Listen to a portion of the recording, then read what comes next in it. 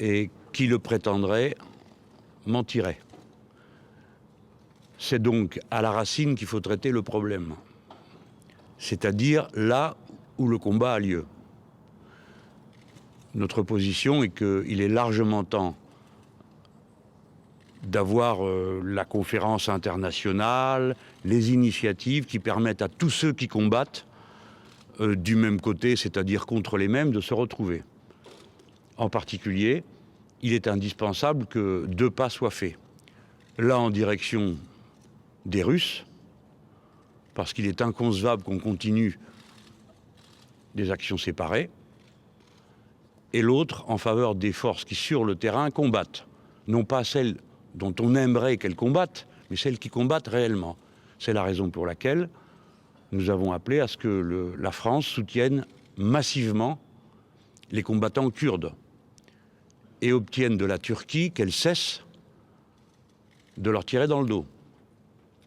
Et les persécutions politiques qui ont lieu en Turquie contre les partis et les regroupements politiques intègrent les Kurdes. Il ne paraît pas raisonnable de continuer des discussions sur les risques en France sans traiter cette question-là. Maintenant, pour ce qui concerne notre pays, à propos de l'état d'urgence, nous mettons en garde contre des effets d'annonce qui sont sans autre résultat que de diminuer nos libertés.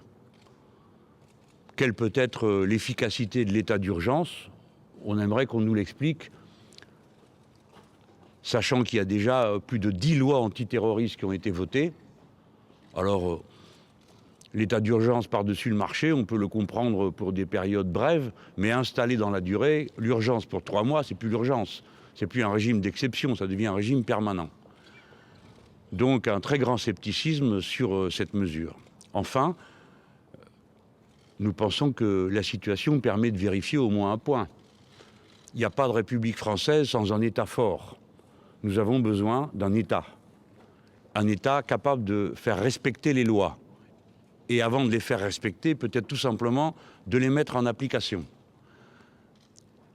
Ce qui nous revient du terrain, c'est que aussi bien gendarmes, militaires, policiers, quels que soient les corps de force de sûreté, tout le monde est à bout de souffle. Il y a là une carence terrible de personnel et de matériel au moment même où tout le monde est d'accord pour dire que ce sont les moyens humains qui sont les moyens décisifs.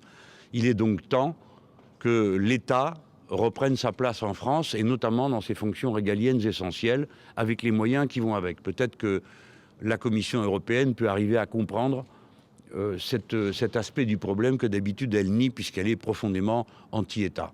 Voilà ce que je peux dire sans aller plus loin, puisque notre intention est que, aussi longtemps que durera le deuil national, nous ne voulons entrer dans aucune polémique.